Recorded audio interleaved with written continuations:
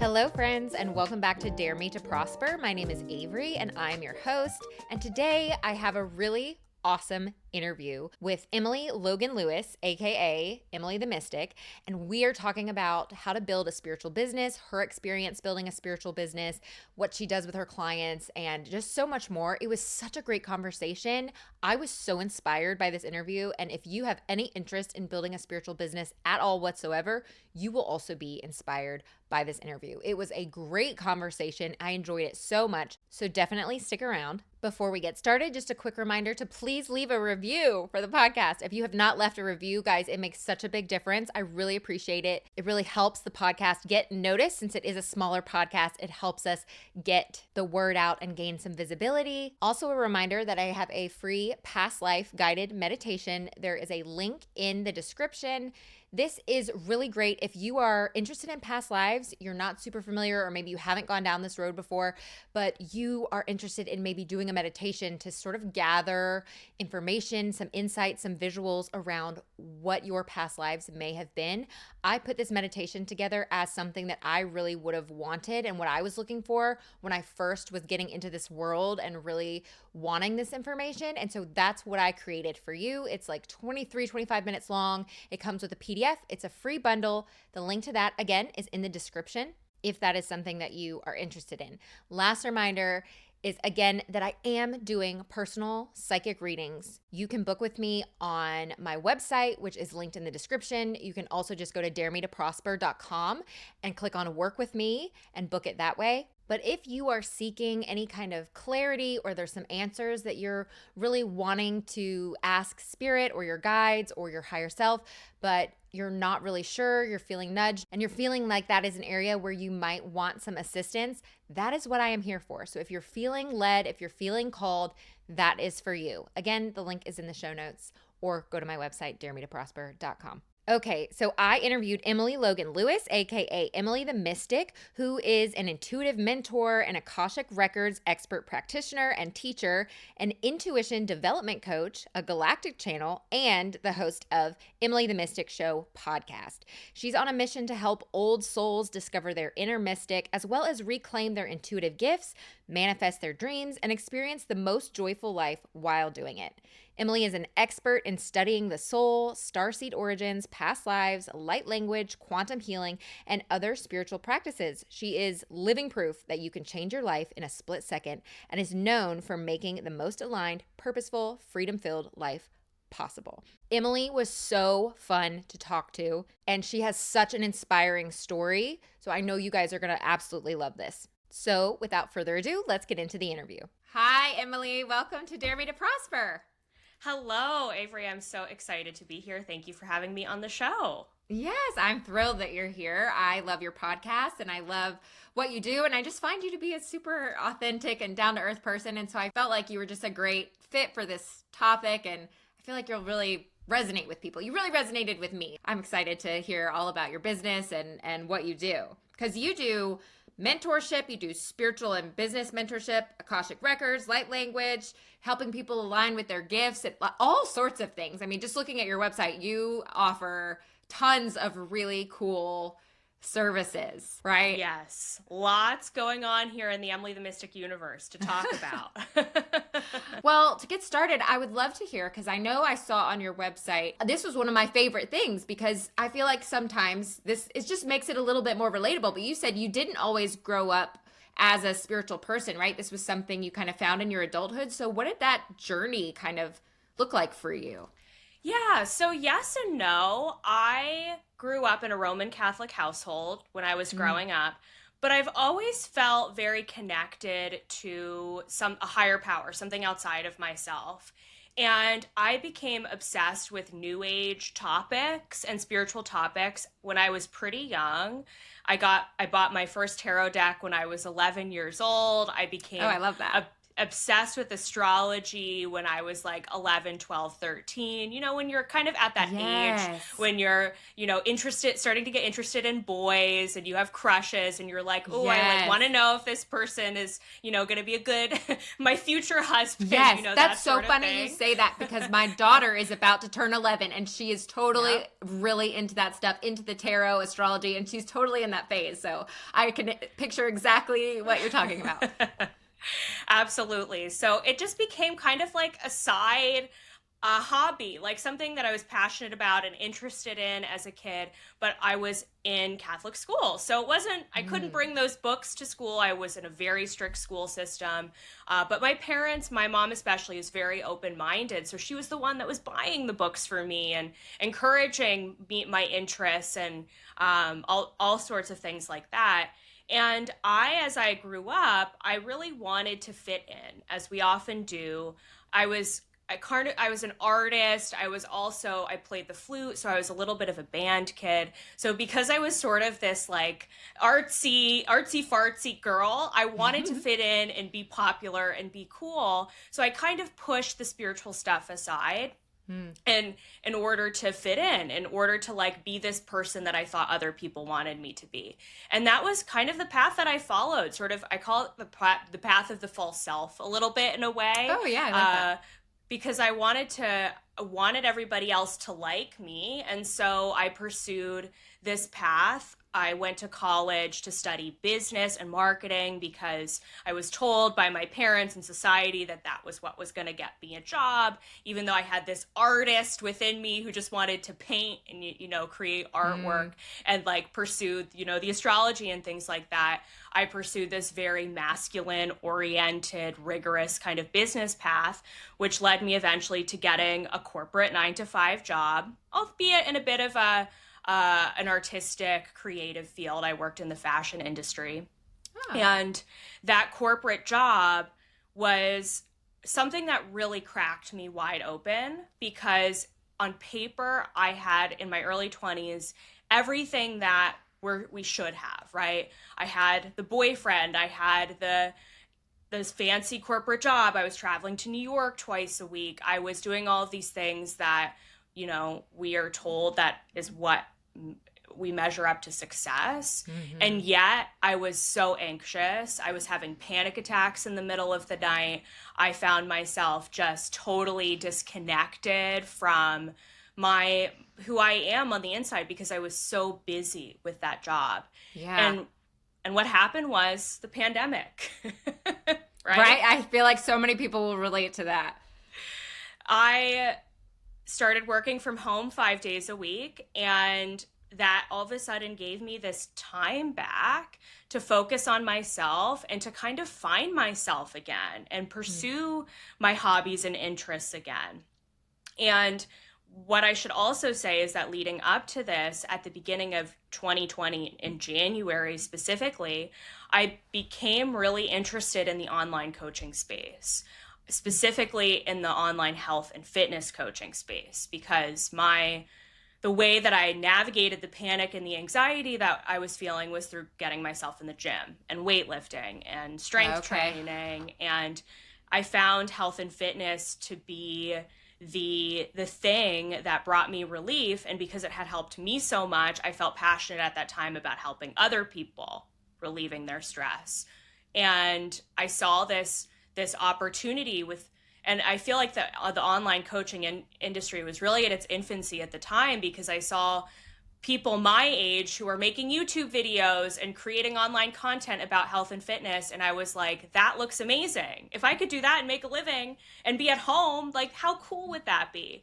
So I signed up to get the personal training certification. I invested in my first business coach, and then the world shut down. And I was like, oh my gosh, I can focus on building this business. I may never have to go to work again. I was so motivated by that passion and that drive to help people, and also not having to go back to work, that I started down this very holistic path, and it led me back to those interests and those passions that I had in childhood. Oh, yeah. I love that. I feel like that is such a relatable story. Like, it's uniquely you, but it's also just so many bits of that I feel like we can relate to. Like, first of all, I just want to say you're clearly very ambitious. And so I really admire that. You know, even your fashion job, going to New York twice a week, that's crazy. You know, that it's clear that no matter what you were doing, you were going to be successful at it, you know, successful in a sense. Totally. But yeah, that's just, I feel like I have a similar story with just in 2020, like that was when, we all just had time. We had time to go inside and to reflect and, you know, explore things that we didn't usually have time to explore. And so I find that really relatable. And just, you know, again, what you were saying, and I think this is going to be a big probably theme in our discussion, but that idea of kind of shoving down that like spiritual inclination because we want to fit in, because we're worried about what other people around us are going to think or how they're going to feel, especially if, like you mentioned, and I had a similar experience in a more like religious setting. It's very, you know, it feels like, ooh, can't touch that. Don't want to break the rules. Don't want to, you know, whatever it is. It's great too that you had supportive parents. I did as well. So I really love that. Okay. So how did it go from kind of your, you know, your exercise and fitness, holistic health into kind of where you are now with like Akashic records and light language and all these like really deep topics and gifts, and how you like started tapping into that? Yeah, so it all really kicked off with a reading that I had from someone else Memorial Day weekend. So we're like, it's funny because it's almost the anniversary of that. Memorial Day weekend of 2020, I had signed up for a reading with this lady who was, I had heard about her on a podcast. She's a very popular shaman, still is doing her readings. And what's her name? Monica Lawson. Okay. And I had never had a reading. By the way, I had never had a reading from someone else before. Maybe astrology, but I had never had like a psychic, you know, intuitive reading.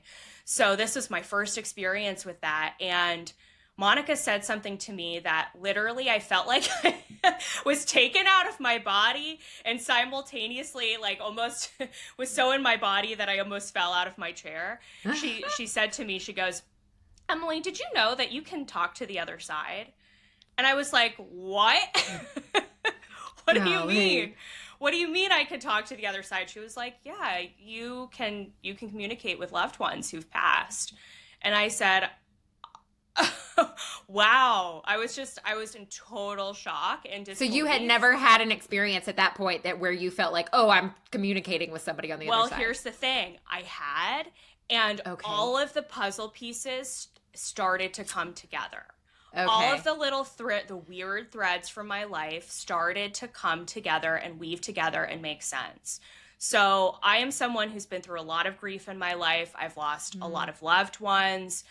All of my grandparents are on the other side. I've lost an uncle. I've lost a cousin. Specifically, I went through a really hard time in 2017 when my uncle and my cousin passed within 6 weeks of each other. And it was super traumatic. And my uncle, his energy, looking back, he was one of the main things that got me through those hard times at my last job. I would be driving on my way to work, and there's a specific song that I connected with him that when it would come on my shuffle on Spotify, I would feel my uncle's energy, and I like get emotional thinking about it. I would feel him come in, and I would be like, it's okay, like Uncle Joe's with me. It's okay. I'm going to get through this day. It's going to be okay.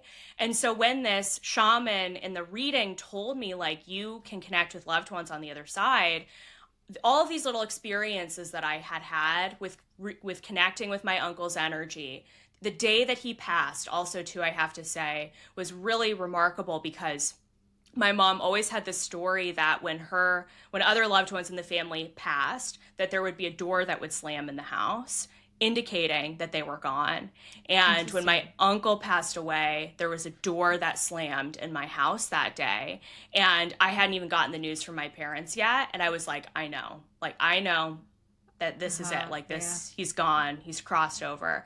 But again, this is 2017. So this is like leading up to this news that I got in 2020. I had no idea. But then when I think about all of these signs from my loved ones, I'm like, oh yeah, like they've been communicating with me for a long time. It's almost like subconsciously you kind of knew, but you hadn't like put words to it yet. Exactly. Is that kind of okay? Exactly. I knew it all along. So what happened was that reading led me to becoming really interested in these gifts and abilities that this shaman was telling me about, that I wanted to learn more about my psychic gifts and my intuition. And it reminded me of those childhood experiences when I would be at Barnes and Noble and I would see these books about psychic children and think to myself, oh, like, am I an indigo psychic child? Like, I want someone to tell me that I am. But obviously that never happened. And so what I did was I signed up for a variety of different spiritual courses, including a mediumship course, which is connecting with loved ones on the other side. And those courses, I started having these crazy spiritual experiences with being able to connect with other people's loved ones, which was what led me to the passion of doing readings for people. And what I ended up doing was the few fitness coaching clients that I had, who were friends, by the way. I hadn't gone that far in the fitness business, but I did have a few clients during the pandemic. Yeah. And I started doing mediumship readings for them, which led me to offering free mediumship readings through my Instagram platform, which is where I had started the health and fitness business.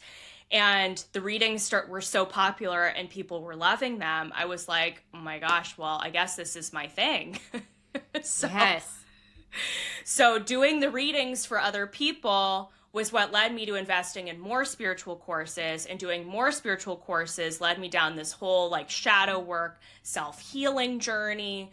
And as I unpacked these layers of my inauthentic self and started remembering who I really am, I started becoming aware of like, I kind of saw my whole life flash before my eyes, all of these interests, all of these passions, all of these things that I've loved, and realized it makes so much sense for me to be this person, to do this work for other people. Like, I have to be the one to do this. Maybe I'm not like a third generation psychic, or maybe I didn't grow up seeing, my dead loved ones in my childhood bedroom, but I have had these like very beautiful, subtle spiritual experiences.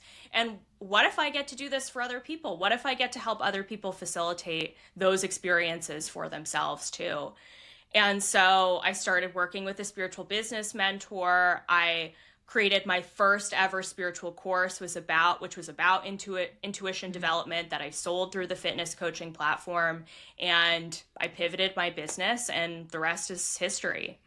That is amazing. I love that story. And I think that really, I love what you said about, this whole idea about not really recognizing your gifts because maybe they were subtle, or maybe, I feel like we have this kind of idea that if you can only be gifted if it's like you're seeing a full-bodied ghost or apparition in your bedroom. Yeah. If it's not this extreme experience, then it's not really a spiritual gift, because you hear about people who have very visceral, very visual, whatever it is. And so you think, well, I don't have that. When I think there's so many of us, because myself included, have a similar sort of trajectory where it's subtle.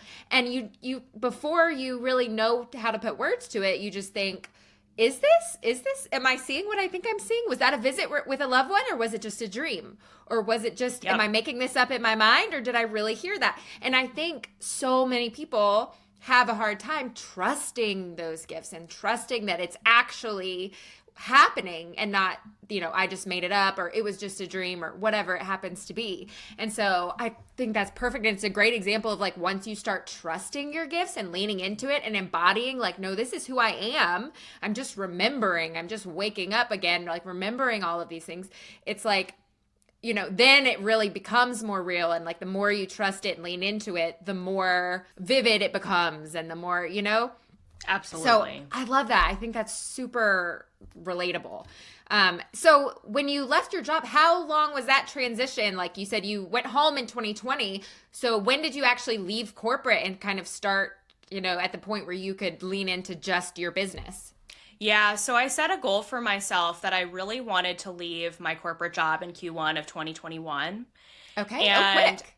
Yeah, very quick. Like I had that in mind and Mm-hmm. I will say too, like working from home, that job was still causing me a lot of internal stress Mm-hmm. and pain. And I was just like, I literally can't do this anymore. Also, I should Yeah. say this was at the start of, I was working in corporate retail. This was the start of the first tariff war. So I was having to deal with the tariff Mm. war in Mm. my corporate retail job. And I was Yeah. like, none of this. This is nonsense. I don't want to have to deal with like Yeah. literally any of this. I don't So blame I you. was like, it was like my business has to work. My business just has to work. Like I have decided that my business is going to work and that is it. And I am going to love that. leave the job and we're going to see what happens. So I had a very crazy series of events where someone very close to me was diagnosed with cancer. And this is at the end of 2020 in the midst of the pandemic. So, and I had this goal in mind, like I'm going to quit my corporate job in Q1. I got this news about this loved one and I was like, oh my gosh, like, do I still leave? What do I do? And I was like, I have to honor myself. I have to do this. I'm ready to do this. I've built the foundation of the business.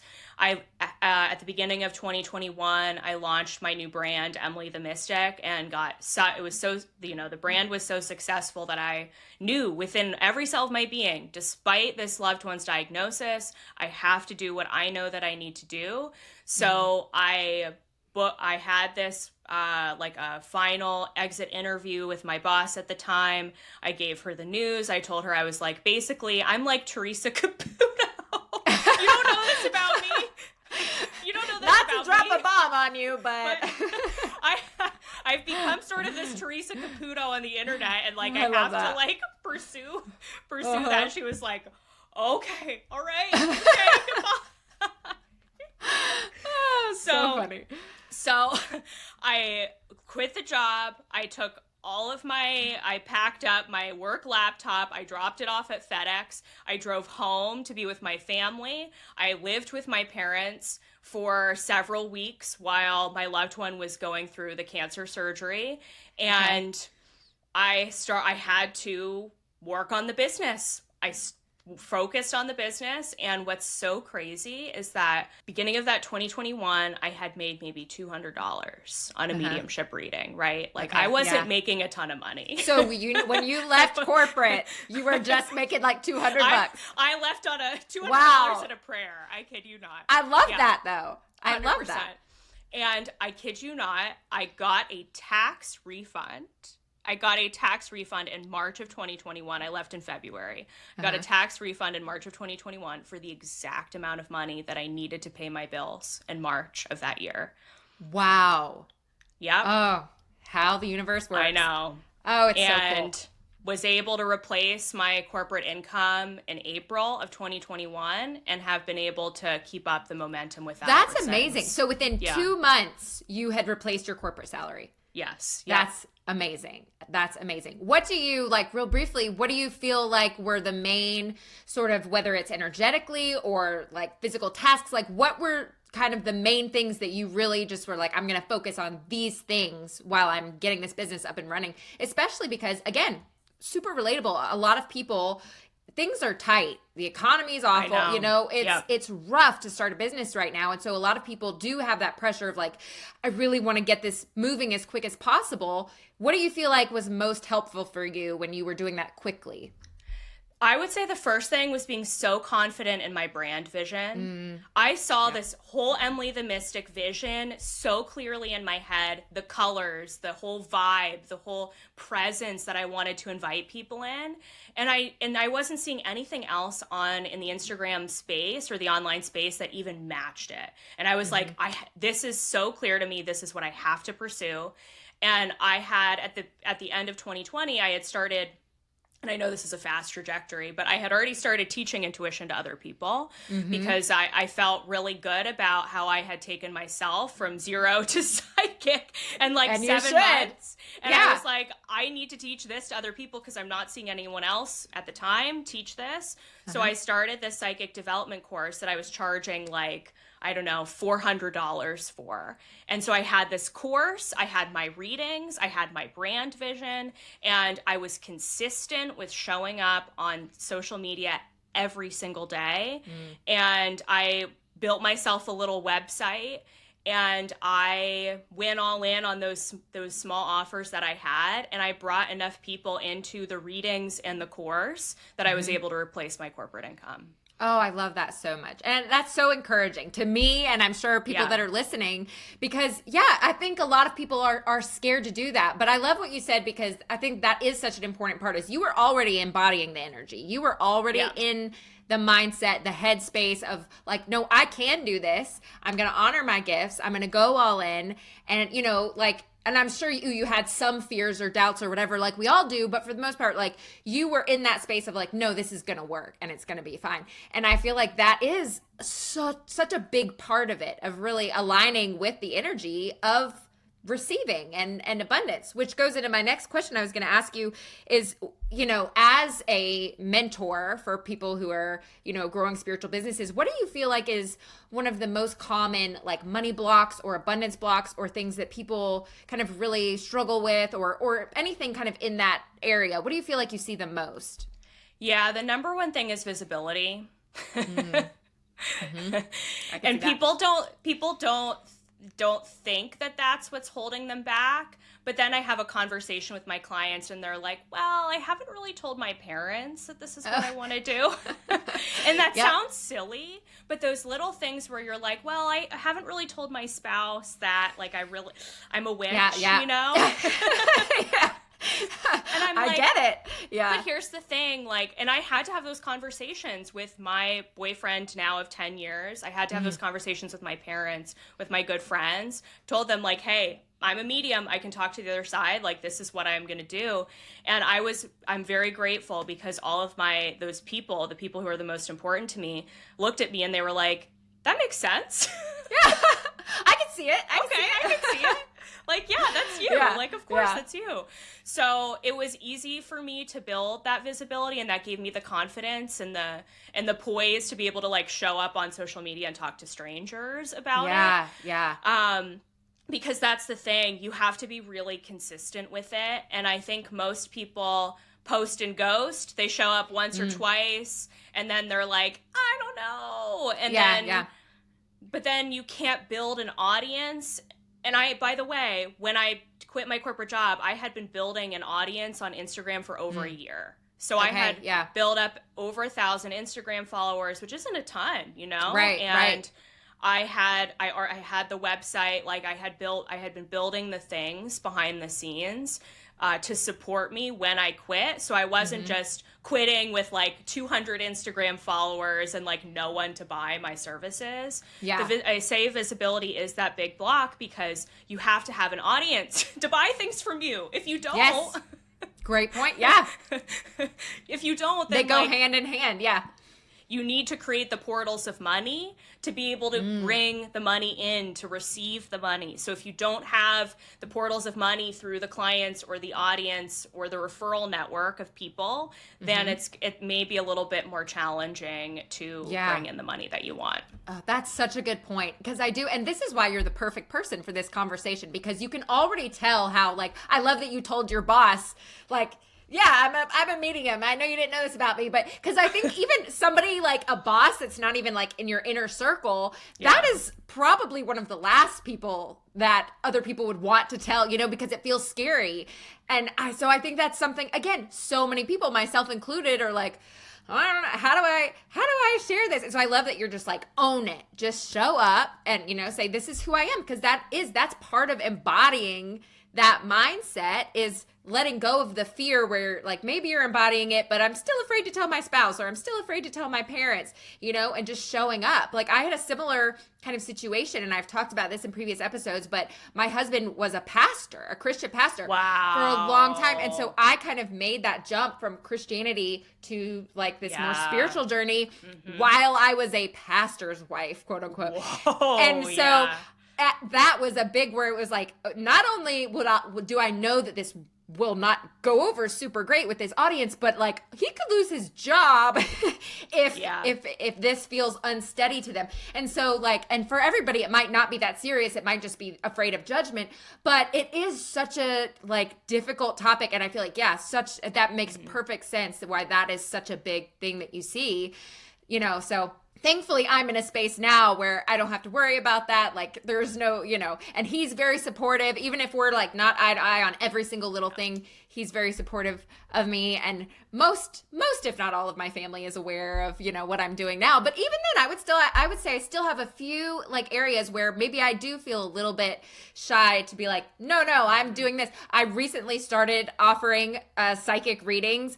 And just a similar thing where it was very subtle. And I had somebody initially reach out to me and say, do you do one-on-one channeling, like readings? And I was like, no, I don't. I do it for myself. I'm comfortable communicating for myself. I don't feel super confident doing that yet though.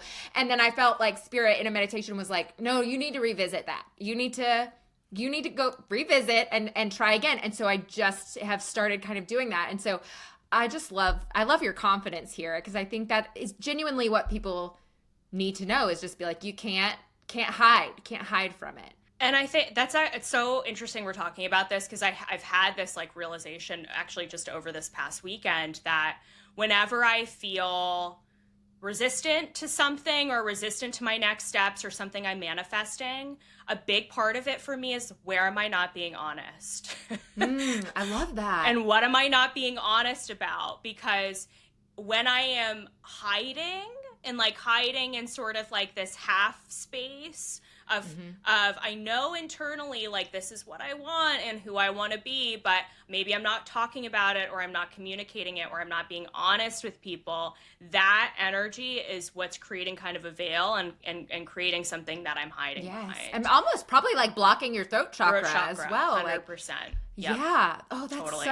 That's such a great point. And I think a really great like question to ask too. I want to start doing that. Like, okay, am I hiding from something? Am I not being honest somewhere? Like what areas, might that blocked energy be kind of holding me back, and I'm not, really aware of it. So, I mean, and that kind of goes into kind of what I was going to ask you about, like energetically aligning with receiving and abundance in your business. So really, I mean, you can add to that if you want, but right, what I'm hearing is I think it's a lot of that mindset of just embodying, being honest, stepping into that sort of like similar manifesting space where you're matching the frequency and you're being open to it. Would you say, is there anything else you would add about like when you think about stepping into that mindset for your business? Oh yeah, 100%. And I feel too that because the online coaching space has grown so much since the pandemic, I will admit and say that it is a little bit more challenging to grow a business quickly in this market than it was 5 years ago. Yeah. So in this market, you have to really own your specialty. You have to figure out what your spiritual X factor is. That's what I work with on my clients. Oh, I love that. Yeah. Because you can't just be like, and I'm not, Avery, I'm not saying this to you specifically. This is just like an overall message. Say it. You have to be so clear on your specialty. You can't just be the regular psychic girl next door.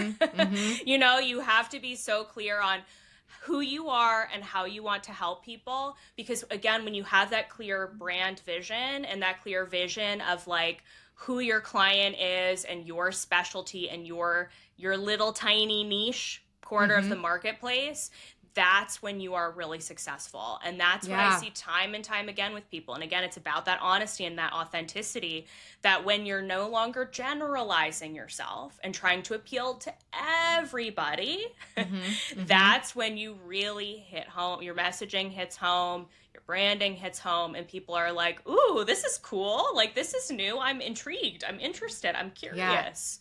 And that's how the money comes in. I love that. And I noticed that right away, just like looking at your website and your offerings is, you do have these very specific like things that you are working with people like Akashic Records and light language. And that's not something that everybody is doing, it's very like specific, and you've got lots of other stuff as well. But that was something that stood out to me is like, oh, she knows what her area is. She knows what her specialty is. And like, that's specifically what she's helping people with. And you show up unapologetically, in that space. And so I think you're already demonstrating, practicing what you preach very well. So I love that. I think that's a really good reminder too, because you're right. And it is, and I love that it's becoming more popular, because I love that so many people are really opening themselves up to remembering who they really are in this spiritual journey. And I love that. I hope that we continue to see more of that. But of course, and I like to think of it as like, the more that we kind of embody the right energy, the more we'll share kind of this collective, how would I even say, just like collectiveness, and not competition, but we're kind of like, we're all serving, collaborating and serving each other's needs in different ways. So, we don't even have to think of it as like, being hard to be visible or whatnot. But at the same time, like, I think kind of niching down, because people do have specific needs and specific things that they're looking for. I think that's just such great advice. I love that. And I think you embody that so well. Yeah. And I just want to make one more point on that too, which is I'm not trying to tell you to be someone that you're not, to like fit into this busy marketplace, right? Yeah. I'm trying to tell you to really hone in on who are you in the marketplace? Like what's going on within you that needs to be shared, that needs to be, that your ideal client needs to hear from you. Because when you step into that energy, it's the who you are-ness, the authenticity-ness, then you stand out, because that's who you were designed to be, Right. Your unique frequency is kind of like getting to shine. Yeah. Totally. I love that. I love that.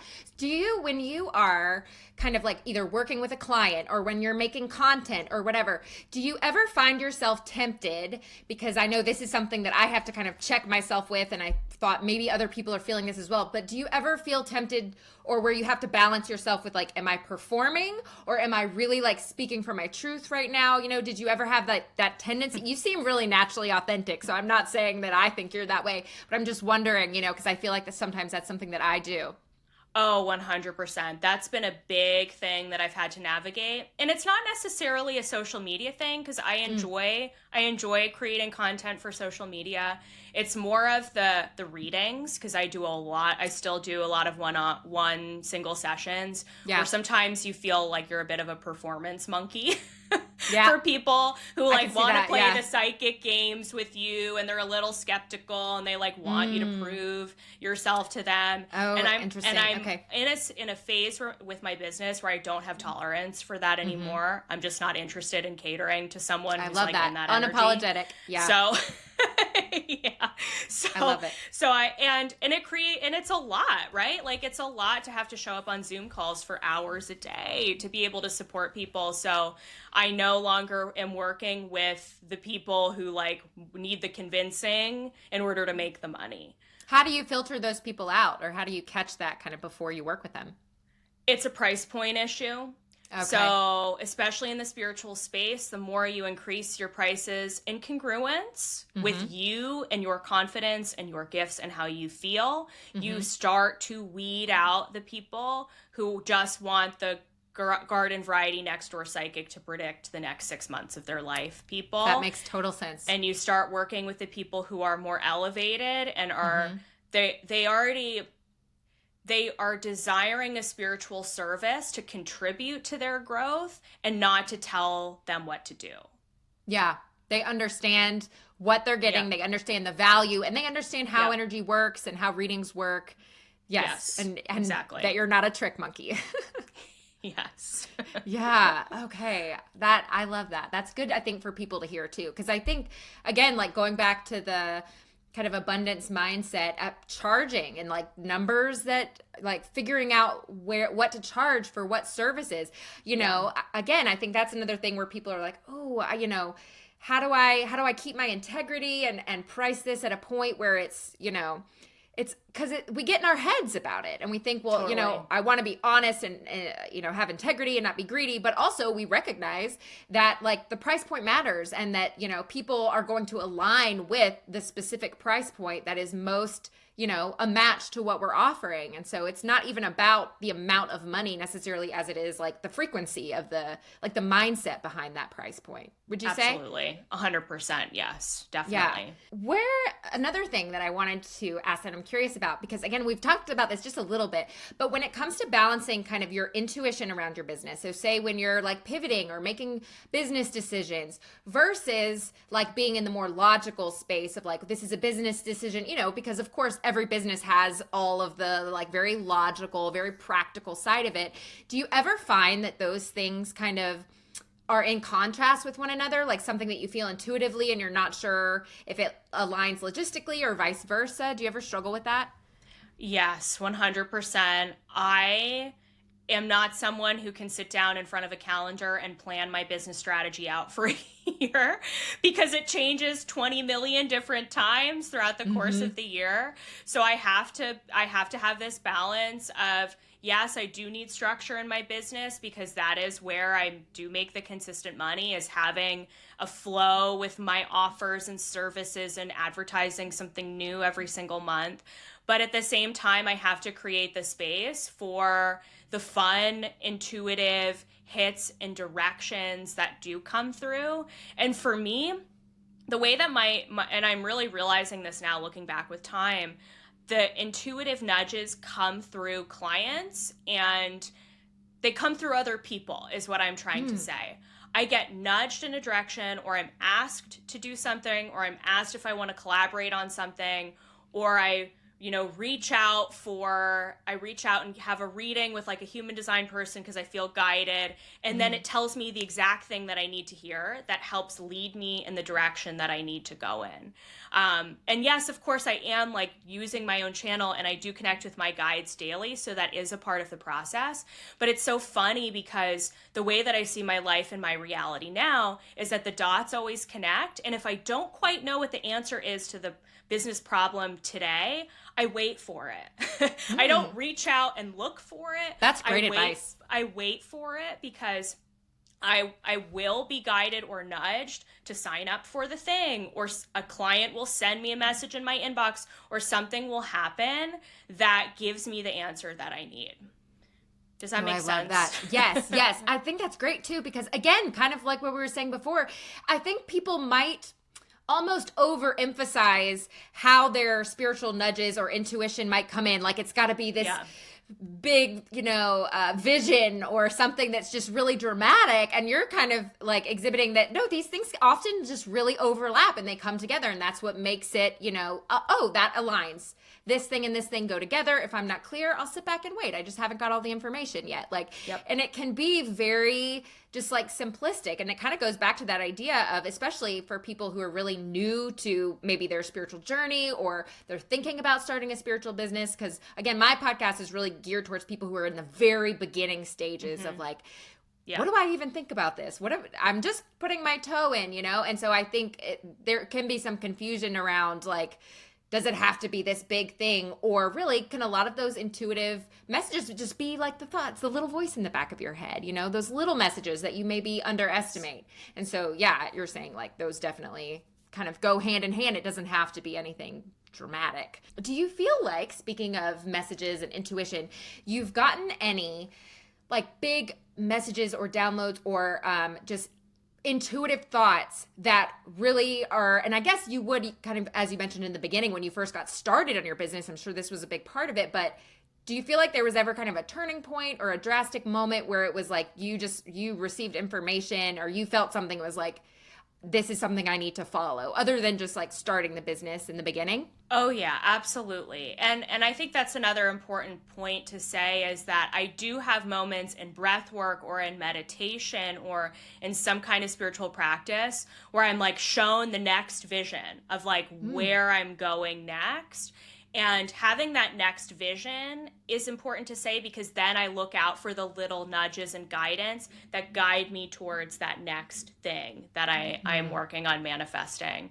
So a really good example of that is in 2021, like late 2020 into 2021, that's when I got this message about the Akashic Records. And I had this like really deep intuitive knowing that that's what I needed to pursue next, which led me to finding a teacher who taught the records, who taught me the records. And then I went on a big journey with that for 2 years. And then I had another big vision where I was told that, and this was specifically happening in a breathwork journey. I was told by my guides that I need to step away from that teacher that I was working with in that community and start teaching the records myself and start offering a program where I could put my own spin on teaching my clients how to use the Akashic records. So that's a really good example of like, this is how it came in.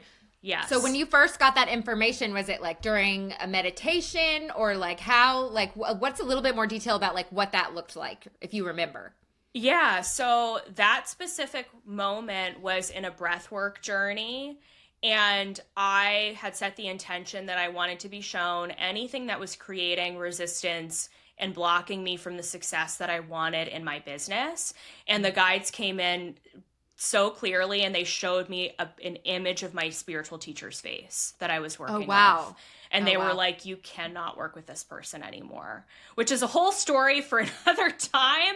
Okay. Because that, I had to leave that spiritual community, and I was shown very clearly by my guides in this breathwork journey that I needed to do that. And at the time, I wasn't ready. I was not ready. That was going to be my next question was, did it feel like a sudden, like, you know, like, I was already going to do that? Or, yeah, it was a huge awakening moment because, and another thing I'll say is that when I have these bigger intuitive downloads like that, then I kind of look back and I'm like, okay, I can see the little nudges where there were things that were happening where I was kind of shown in my day-to-day life where this person was not a good match for me anymore. And there were weird things going on in this person's community. And I was like, all right, I see the journey.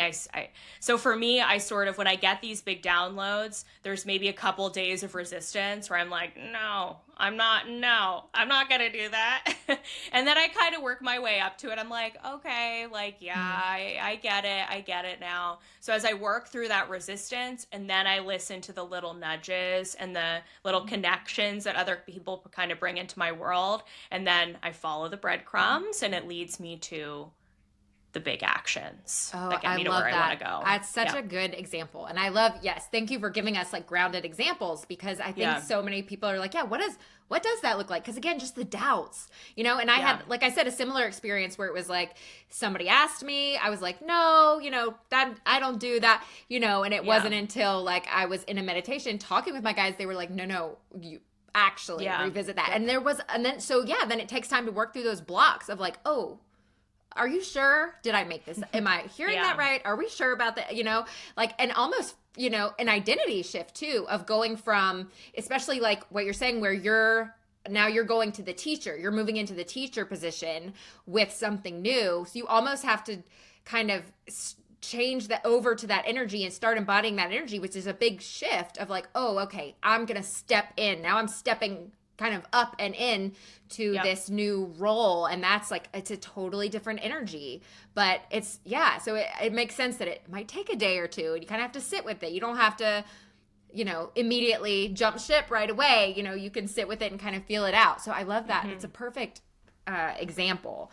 So what do you feel like is something, or maybe the first thing, if there's somebody who's maybe new to their spiritual journey, or they are a little bit into it, but they're considering starting a spiritual business, what would you say is a great place, like first steps to kind of start, like this is what you need to nail down first and foremost?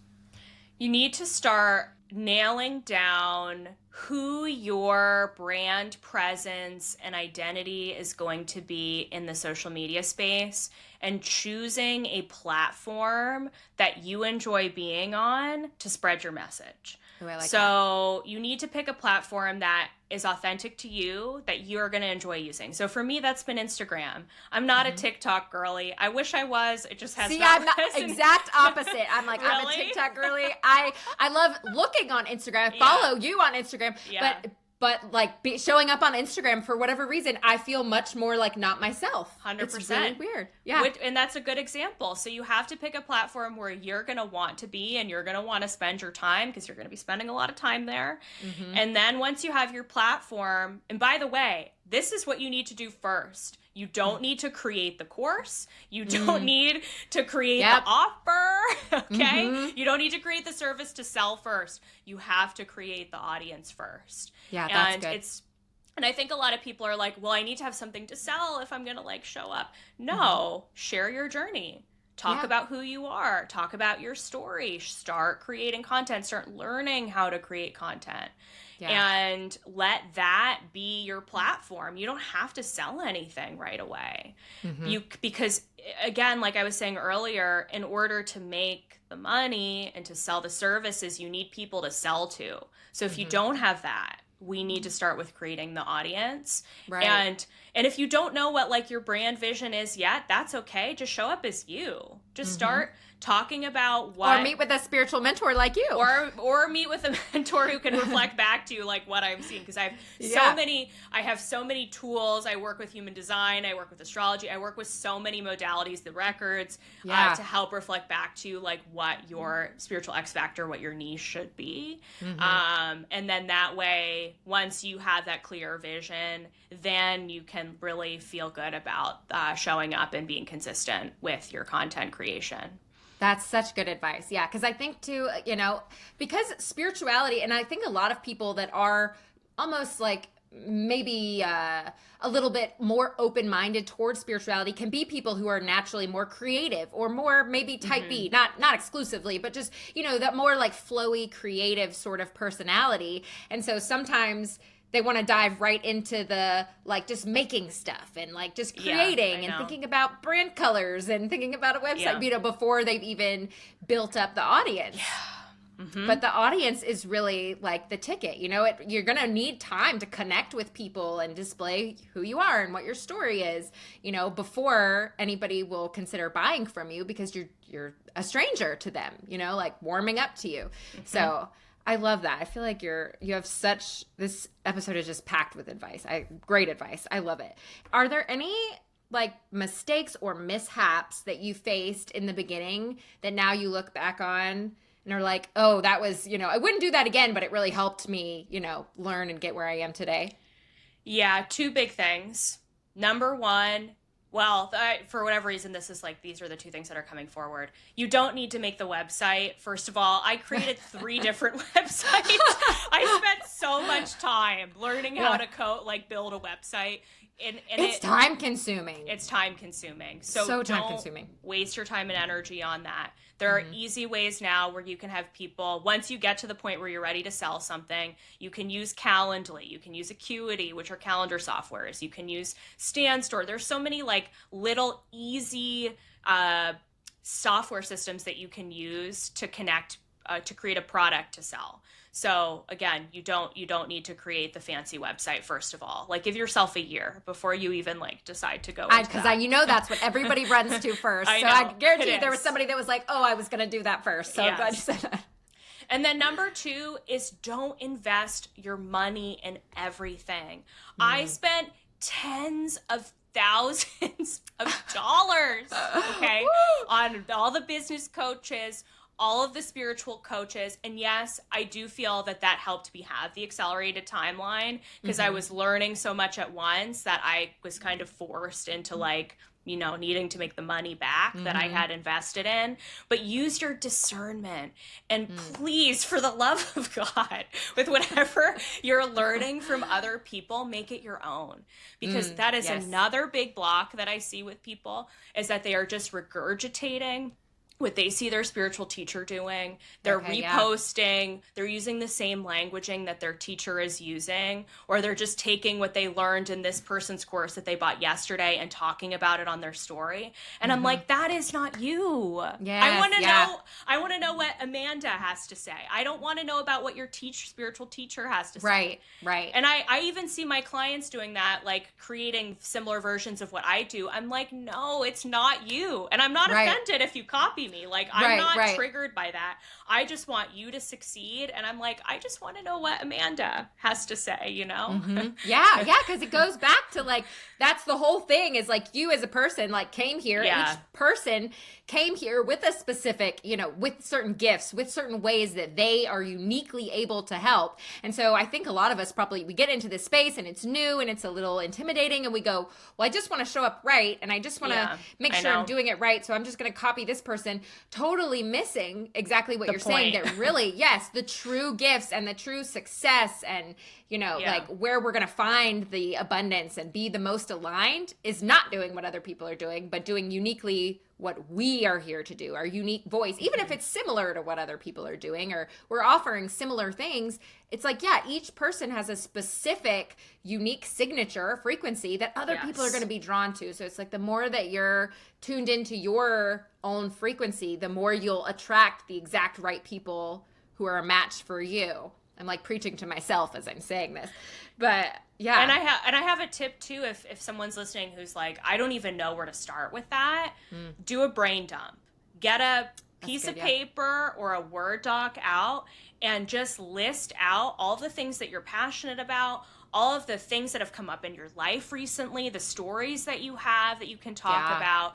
Write down your story, where you've come from, get it all out on paper, because there you go. You already have a whole list of things, inspiration to pull from your own life that you can use and create into content. Yes, I love that. I did a whole episode on like finding, kind of trying to figure out what your spiritual gifts are. And I'm sure you have similar episodes like that where, because I think, again, it's hard for people because we overestimate or we underestimate what our gifts might be. Like we talked about in the beginning, like we might have things that we're tapping into. We don't even recognize those as things we may be gifted at or things that might be unique to us, or we just assume everybody can do this. Everybody has this sort of talent or whatever. So yeah, that's great advice. Do you think there's any like common misconceptions that you see with your clients where people are like, oh, I really thought it was going to be this way, but it's not like that at all? You mean with spiritual gifts or business or both? Well, either way, either one, like misconceptions that people have where, you know, they're like, oh, I thought that it might go this way, or I really anticipated something being more like this, but it's just not how I thought, or it's different, or it surprised me. That's a really great question. I would say the first thing that comes to mind, and this is what we've spoken about too, is how subtle these messages are. Part of the process is really just attuning yourself to life and really attuning your channel to what is already going on in your life, because it's already there. All right. Like a lot of these messages are already there. Take a look at your dreams. Take a look at the people who are coming into your life. Take a look at the mirrors that the universe is mirroring back to you, the situations, the things that are already coming up in your day-to-day life, because there is a rich story and a well of information that's already there for you to pull from. And when it comes to meditation and connecting with your spirit team, it may just be a few words or a subtle message that they give you for the day that's everything that you need, right? So it doesn't need to come in the form of some flashy, like, oh my God, I had a conversation with God in the shower this morning and it was like this big, you know, like this 3-day and 3-night the clouds spiritual parted and guru experience, you know, and you don't need to go on the fancy ayahuasca retreat to have the spiritual experience, right? Like your life is spiritual. Your day-to-day life is spiritual. It's in the little things, the little subtleties, the little messages, the little signs that you're already getting. Yes. Oh, I love that. I love how you just are helping like phrase things and break them down, and you show up so unapologetically, and you're so unapologetically yourself. And I feel like that, without even trying, without even saying all the words that you're saying, I feel like just embodying that is such an inspiration, you know, to me, and I think anybody that is listening, because I feel like you do that so well. You definitely put your money where your mouth is and show up, I think, exactly as you're explaining. And I think Yeah. And I also want to give a business misconception too. Ooh, good one. Okay.